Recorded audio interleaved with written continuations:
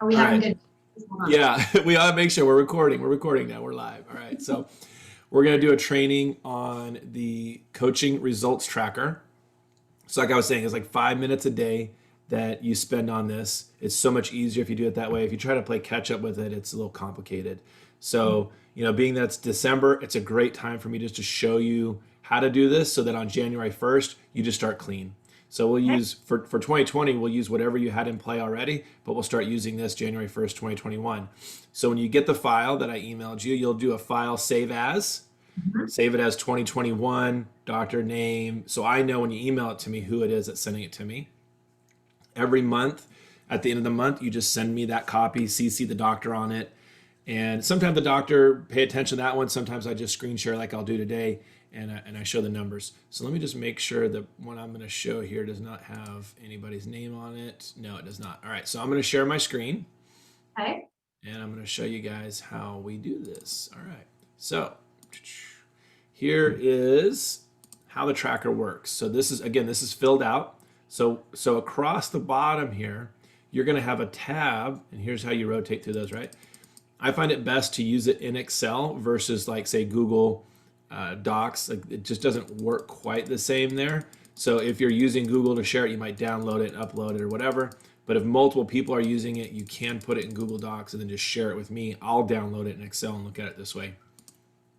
So the first tab is just showing you, hey, you can actually do a quick practice analysis with just some key practice indicators that I've put in here, some goals that we use. So this is a great yearly evaluation tool to use.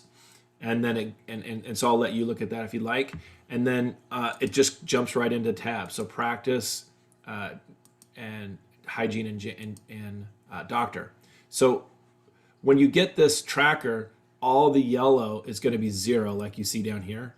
You can see they filled this out already. Okay, so the yellow says do not put any data in here. Mhm. We're going to calculate that for you. The You already, blue, sorry, you already have the equations in there. yeah, the form, you won't have to know any formulas. Okay, Oh, good. the blue says, hey, it's empty, I need you to put stuff in here. Okay. And if you hover over the red triangle, it'll tell you what that really means if you ever have a question about what it's talking about. Okay, so on the practice tab, some things you can do. Obviously, put in your collections for every single day. So how I do it, I always do it the next day. So on January, we'll just say the second. I know we wouldn't work the first, but on January 2nd, I'm looking at January 1st and I'm putting total collections for the practice in that first cell. And I'm saying, all right, yesterday, what did we collect total? And you can do it 2 days behind if you want. Like if sometimes you guys are making changes and auditing and doing things, you can do on January 3rd, start January 1st, and on January 4th, do January 2nd. What is This, OTC collection? What does OTC mean? yeah, and so you don't really have to separate over the counter collections versus what you got in the mail. Some practices do that. They have a separate category. They say these were co-payments, right? Co-pays and cash pay, and they have a percentage that they want to hit of that. So I calculate what percentage was over the counter of production. A lot of practices don't do that. It's just in there as an option. If you're not worried about that, then like this practice, you just put your total collections right in this column. Perfect. You won't even do mail. You'll just use one. Okay. I want to show you guys something that I think is a little bit of a hack. When the tracker comes to you, it's going to have these, it'll say 1 through 20 in this column. And even though it's yellow, like this is 2015, I mean, you're just going to go in here, in this case, you're going to make it 2021. And then what you're going to do is actually put the days you work. I think Monday is the 4th. So you're going to work 4th, 5th, 6th, and 7th. And if you don't work a Friday, right, 8, 9, 10, it'll go 11, 12, right? And you'll just go down, you'll put the dates in that you actually work, okay? So that is a change you have to make to the tracker every single day, okay? Am I making sense? Yep, totally. Okay. All right, once you do this, let's say I finished it, okay? Once you do this, and I don't know why they stack those days, but you can actually stack days if you want, but I don't know why they did that. But once you get it right, this column right, you're gonna wanna highlight the whole column, everything, and right click on it and hit copy. So you don't have to do it 3 times because you got 3 tabs to work with. Then you come over here, click right there at the top, and hit enter the first day of the month. Make sure you're scrolled all the way up. Copy it again. And you do this at the beginning of the month. And then one more time, you would just paste it in here. And you change your dates. Anytime you see the number sign, you just go up here and you widen the column so it'll show everything. That means those are good days. We like those. So now every time I'm in row 3, or let's say I'm in row 7, right? I'm trying to figure something out. I can go to row 7 here and it's going to be the 11th. Every time I go to row 7, it's always going to be the 11th. Whether I'm talking about hygiene, doctor, or practice, it's all the same. So And where are you copying and pasting it to in the same month? That's where you lost Yeah, me. so down here at the bottom, can you see this practice January? Yeah, so I copy row A, just A3 through A22 on practice January. Then I click hygiene January. Hygiene, I'm with you. I Yeah, lost that. A3 paste, and then I go doctor January and I paste it again here. So now all 3 tabs have the same date. Because I want everything to match up. Whether you use Dentrix, EagleSoft, Open Dental, when I run my end-of-day reports, I need my cumulative numbers to match the date that I'm on. Okay. So I need my production to match the date that I'm on. I don't want to just put number of days in because I don't remember, I'm off. Well, what date was that? I don't know. You need the date in more than the days. So when you receive the tracker, it'll have 1 through 20 in here. I've given you room for 20 days. Now, if you run out of room, let's say you work 21 days, 22 days, then you can stack days like this, where you can say, I actually did 2 days worth. We worked 16 hours. We saw 16 patients. We produced, you see what they did there? So what they did. So where it says hours average, are those the daily hours? Hours available is what it is. Yep. Why does some have 15 in there? Yeah, because they did 2 days worth. I'll show you. So I don't know why they didn't just put 31 here. This is just something they did. So they could have put 30 here. But let's say, for example, you ran out of room. Let's say you were all the way down here and you're like, oh, we worked one other day. You worked a bunch of Fridays. I doubt it'll happen. But practices that are open 5 days a week run into this where they need to stack the last couple of days of the month. Well, they'll go, hey, this was a couple days and we had 16 hours. We saw 20 patients, right? Okay. And then we produce twice as much because you're taking off the report. So I'll show you how that works, okay? So let's go back to practice January. So here on this day, every day you're going to come in here once. You're only going to put one number in this tab, practice January down here. You're going to put one number. Your total collections, you're going to get that off your end-of-day reports. You're going to say, these are your total payments for the day, okay? Okay. And your cumulative. Every time you put a number in for production or collections, you're going to match that to your cumulative column. A lot of softwares call it month to date, MTD. And so you're just going to make sure on day 2, when you add that collection number in, does it match the cumulative? If it doesn't match, you have a problem, right?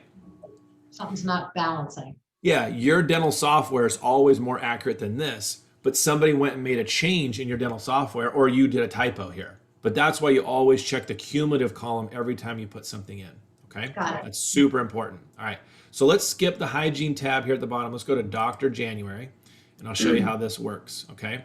So this is a tracker I use for 2-doctor practice. When you don't have a second doctor, you won't use this column over here. You'll leave it blank. So I can hide it? Could we just hide it? I would just leave it. Don't touch it. Just leave it because there's some things. If you hide those, you're going to hide these down here and you won't be able to see this. Okay. So what you'll do is you'll have your dates already set up and you'll be on January 5th, right? You'll be on January 5th entering data for January 8th. Where you get this data is super important. You're not going to trust your reporting from your software to spit out. Okay. A lot of them don't even know the hours you worked anyway. You're going to, go ahead. Why are we entering data on January 5th for January 8th? I'm sorry, I said that wrong. I saw the 8 and my brain Okay, skipped a beat. What? Yeah, good catch. January 4th. So on January 5th, you're going to enter data for January 4th, Sure. the day before. Sorry, I saw the 8 and I said 8th. That's okay. So what you're going to, so there's only 5 numbers to put in. And for these 4 numbers, you're going to actually just get them off your schedule and your screen. You're going to go down the bottom of your screen. You're going to pull up your schedule, right? And you're just going to look at that. You're going to actually physically count how many patients, how many hours you had available, how many patients you saw. Mm-hmm. So the hours available are typically going to be the same. You work 8 hours every single day. Sometimes there's Fridays or half days in practice, and so they put smaller numbers in there if need be. So probably going to put an 8 in for hours available. And then you're going to go back to the computer screen. You're going to physically count how many patients the doctor saw in the doctor columns only, not talking about hygiene exams. Okay. This is where softwares get all messed up because as soon as you say, oh, doctor did an exam, it counts as a patient being seen. We did not schedule that patient with the doctor. We scheduled the hygienist. That's what really annoys me about that. So we count a real number of patients seen. Okay. Okay. Then I go into broken appointments. All right. What I prefer to count is any unused time. So when I look at yesterday's schedule and I look at where did we end up with openings, I'm just going to add up the length of time that was. I'm not counting how many people canceled. I'm just saying we had 30 minutes here, we had 30 minutes here, we had 30 minutes here, we had an hour and a half. Okay. On this day for this practice, they had 1 hour. But you could put in, 0.75 if it was like 40 minutes or something. Okay, that's hours, not number of appointments. It's hours that we were open. Exactly. Because I'm going to calculate how much. So if you look down here, we're going to look at how many hours did we have and what those hours value is. Let's say it's 500, and it's going to tell me the cost that we incurred for that open time. That cost, those 7 hours cost us $3,800 minimum. Okay, makes sense. Yeah. Okay. Now their hourly production is 711, so I might put 700 in here. Mm-hmm.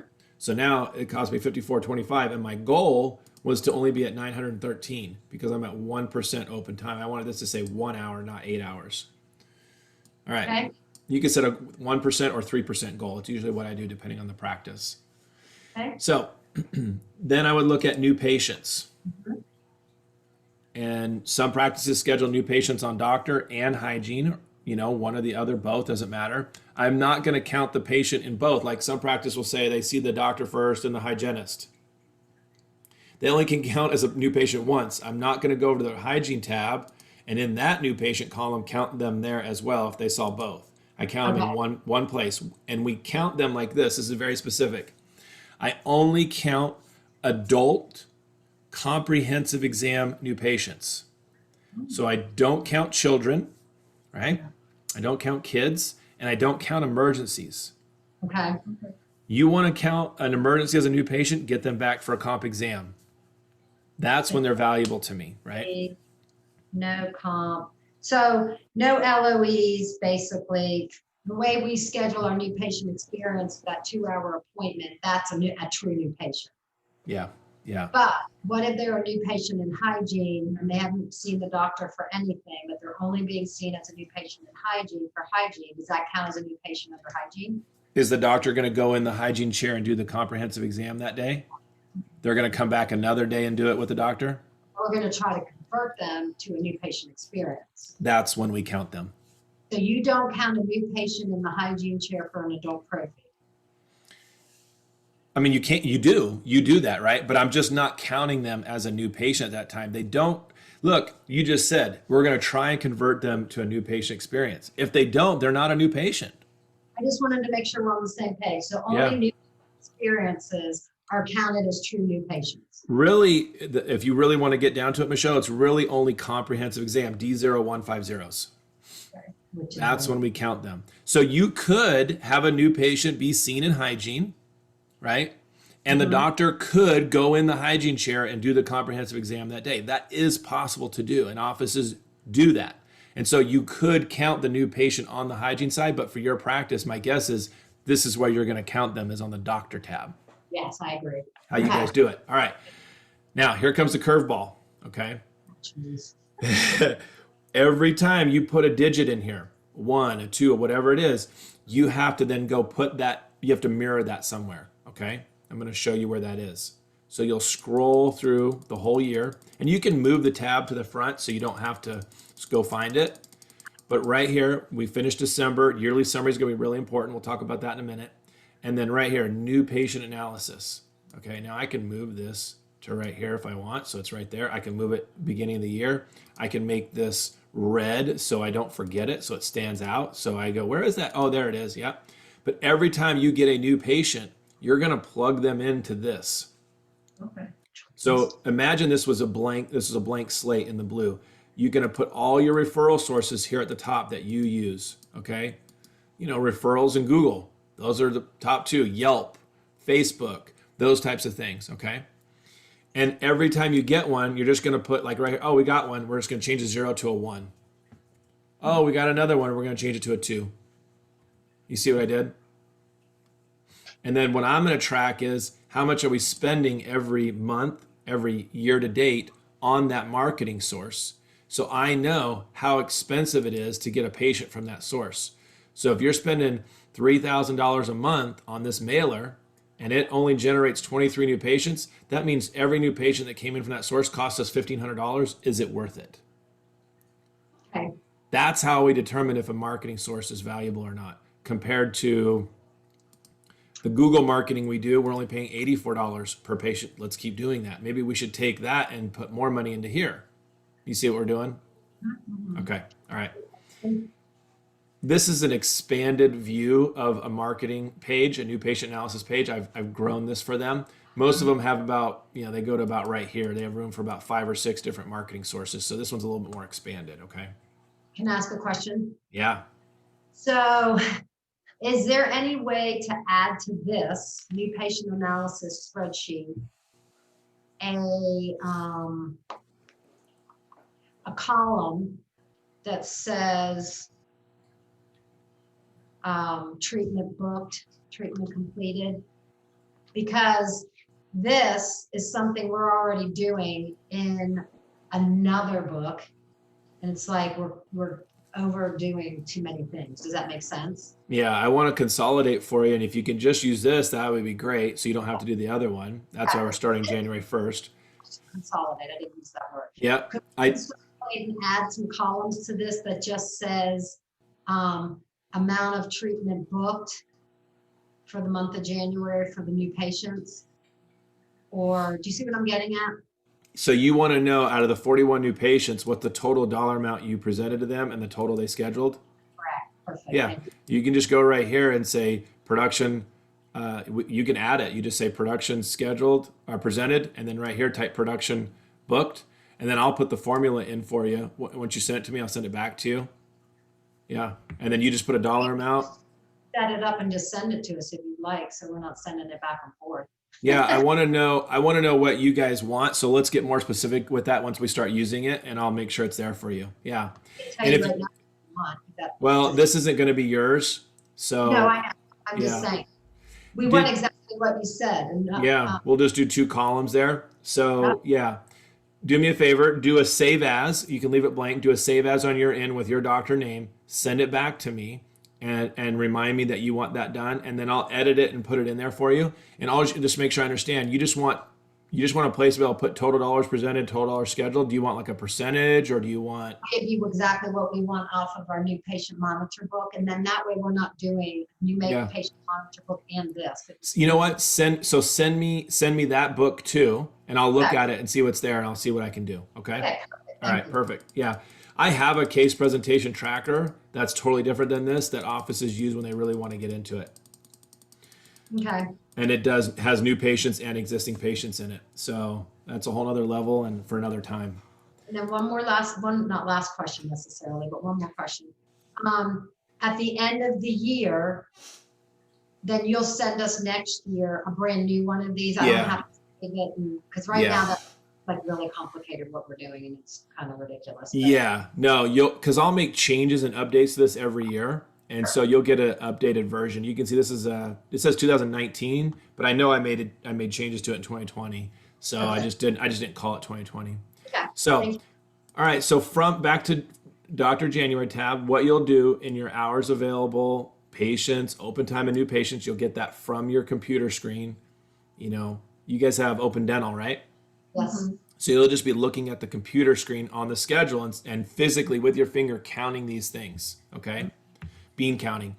Then from your end of day report, you're going to look at doctor only, just the doctor's production, gross production, and say, what did we produce yesterday? Okay? And then we're going to put that number in here, and then it's going to calculate production per patient and cumulative. Now remember, on day 2, when you put that production in, you need to look over here and say, does my cumulative production for the month for this provider match my report month to date total from Open Dental, from Dentrix, whatever it is, okay? Make sense? Yep. Okay. If a doctor doesn't work, don't you can put a 0 in the hours available. Like if the practice was open on the 6th for hygiene, but he was on vacation or whatever, you can put a 0 under hours available, but don't fill this row with zeros because it works on averages. And if you average 0, it's going to say, oh, your production per average daily went down because he produced 0 that day he worked when he didn't really work that day. Okay. Okay. Yep. You would just leave it blank, just like this, if possible. Okay. Okay. Awesome. Pretty easy, right? So 5 numbers you put in, 4 from the schedule, 1 from the report. All right. Now let's look at hygiene. You're not going to do this is presentation of treatment and treatment accepted. I know it says pot, but that's not what you think. Oh, wait a second. Maybe we could use that as. You could, but it's not identifying the new patients necessarily. It's not separating it. So, but you could use it here if you'd rather. If you said, hey, this one new patient, we presented this, and this is what they scheduled. You can just put it right there. It doesn't do anything special like percentage or anything like that. It's okay. We don't need percentage. We just, okay. Let me look at the new patient monitor, and when I save and send it back to you, I'll figure it out. Yeah, this might be where you put it because you can see that, okay, it related to these new patients right here, and you'd have it in this column. Yeah. But otherwise you're not using those columns really? No, again, because I have another tracker that I actually use for that. And it's just way more advanced and people love it way better. Where we actually put in, I don't want to scroll over because there's patient names there. So That's okay. But it basically shows new patients or not. It shows treatment, the dollar amount, and then what they presented.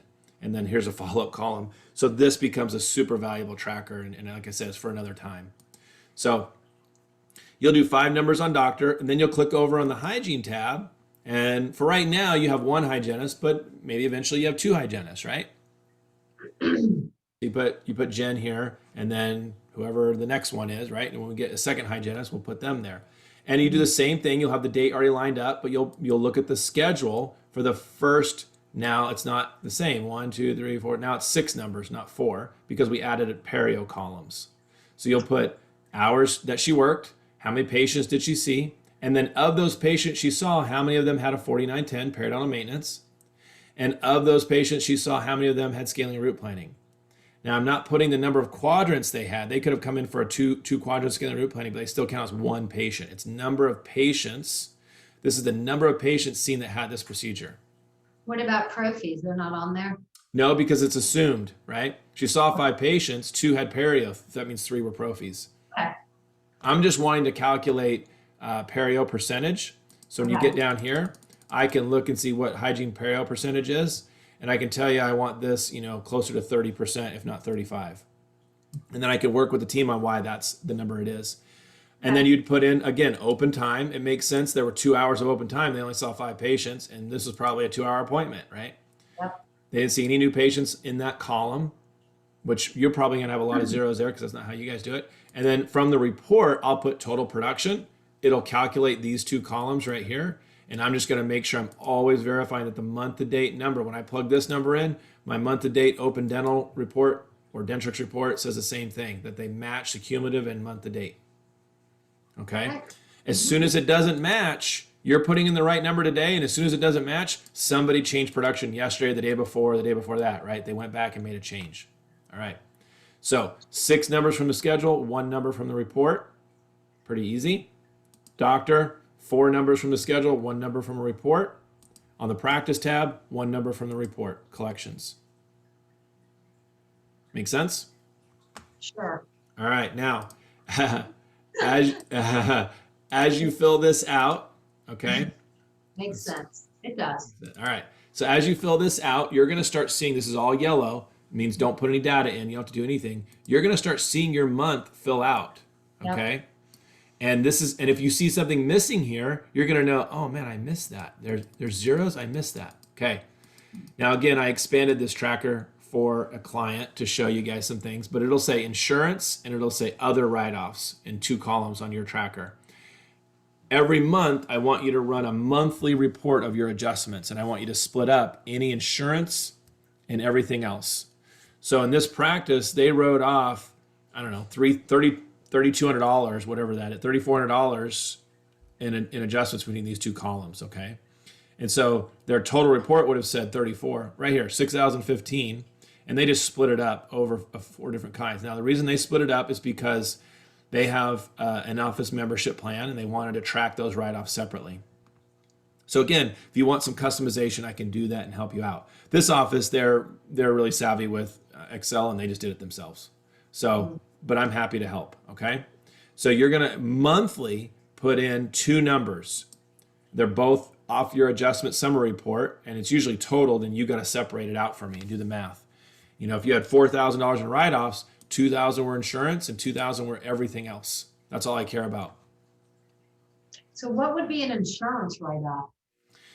Well, some offices that are in network bill UCR, and then the insurance come back and says, oh, well, your approved fee is less than that. This is the amount you write off. Okay. We don't accept insurance. We're not in, so we would probably not have an insurance write-off. Beautiful. We'll just track all the other stuff, and that'll help me. And then I set a goal for that practice to say we want to keep our write-offs below a certain percentage of collections or production.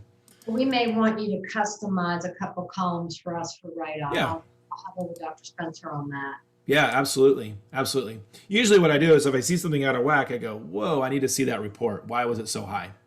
Okay. Doctor giving away stuff, whatever it is. Okay. Yeah. So what you'll start to see now is you'll see this whole thing start to fill out. And I like using this example because it's filled out so you can see. In here, I can go, wow, I can see what my collections were month over month. So easy. I could say, what was my quarterly collections? I could just go down here. It tells me, hey, I collected that much. Hey, what was my second quarter collections? You know how you guys have that quarterly view that you do? Yes. I could quickly just look down here in 3-month increments and see what did we collect each month. Wow, they were all pretty similar. They were all in that 330 range. Okay, I can highlight the whole column and say, what's our average monthly collections? It's $108,000 a month. You see that down here? Yep.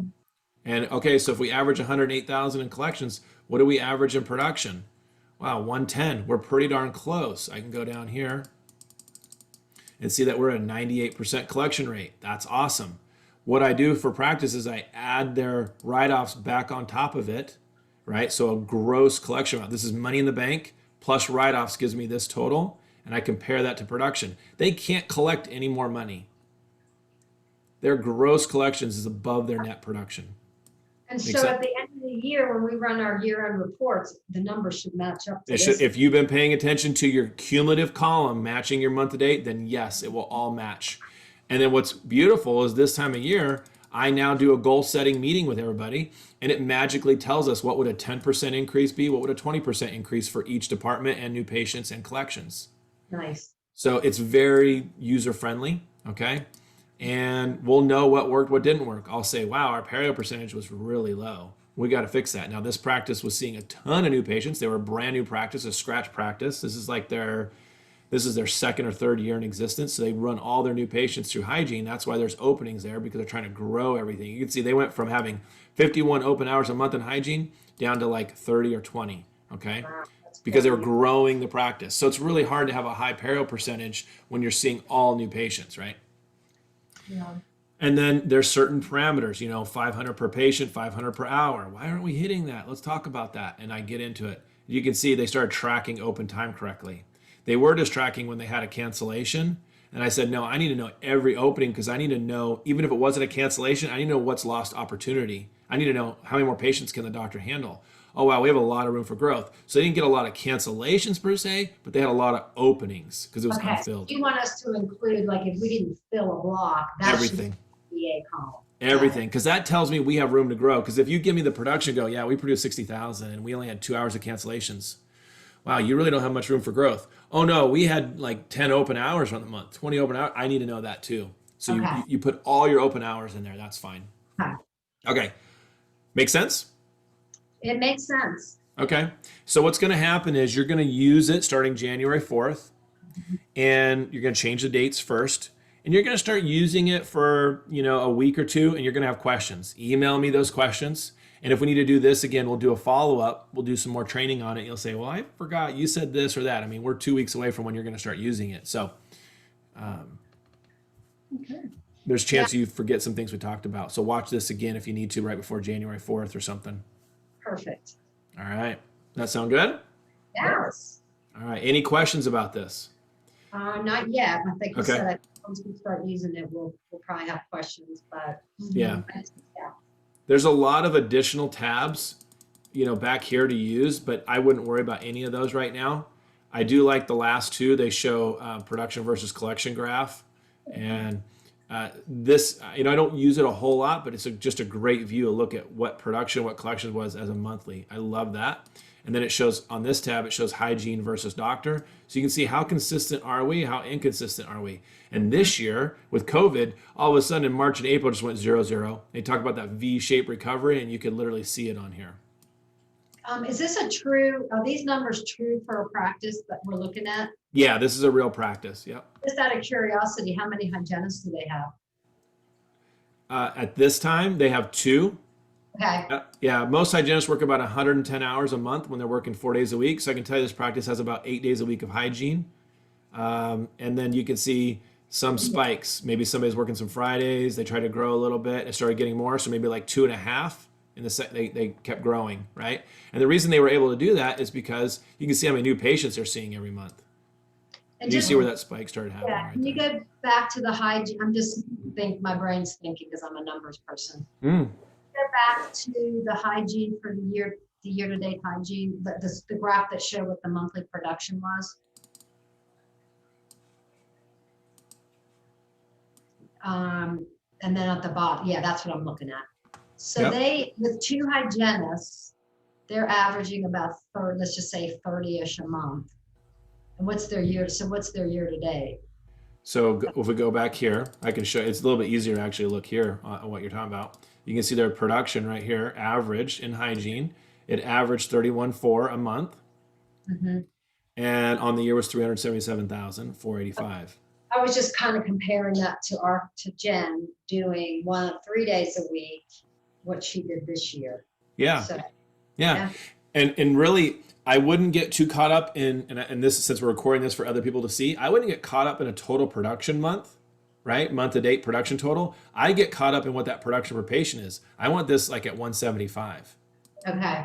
Okay. If you get this to 175, you're going to look pretty good, no matter how many hygienists you have. If it's below, and you can see here's the hourly. And I would tell people, why is the hourly lower than the production per patient? Because we had open time. And so we want... Sorry, go ahead. Yeah. So we want 175, at least 150. And if they could both be 175, that's magical. That's where we want to be. So you're saying an average production for a hygienist in an 8-hour day should be about 1,400. Take 175 times 8, right? And whatever that math ends up being. And our goal right now is 1,200. So we need to work that out. Yeah, let's plug it in here. Equals 8 times 175, 1,400 a day. I think I just did one with a practice yesterday. They came up with 1,364 on how to do an ideal day scheduling for their hygienist. So I pre-block 6 hours of the hygiene 8-hour schedule, and I give them $3 amounts and $3 amounts for those 6. So 3 are at like 150 and 3 are at 225. And you add all those up, and then the 2 remaining that you don't fill, I don't care what they are. They're usually like prophy only type appointments. So we can have that meeting where I show you how to schedule consistently in the hygiene with no cancellations, how you can hit that $1,350 to $1,400 per day gross scheduling goal. Once you take exams out, it'll be less. You'll have a less of a net goal, but some have more. So you might end up with a $1,500 a day goal, and it ends up being $1,400 or $1,350.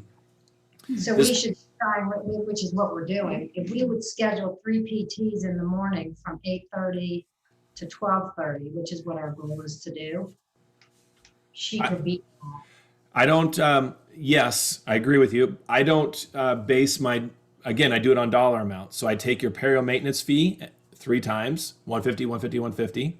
And then I take your scaling route planning fee, I don't know, 250, whatever that is per quadrant, times 3.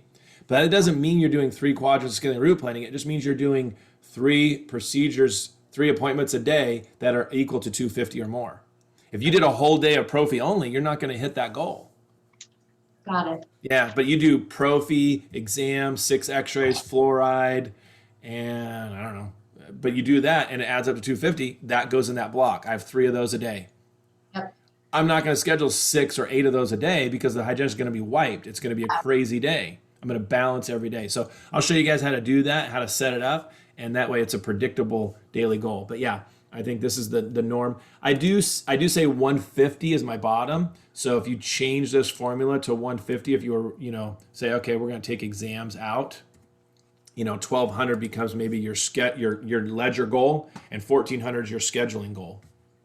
Makes sense. Okay. Okay, we'll talk about that some more at a meeting, and we can plug that in for you guys and get Jen going on a consistent daily goal.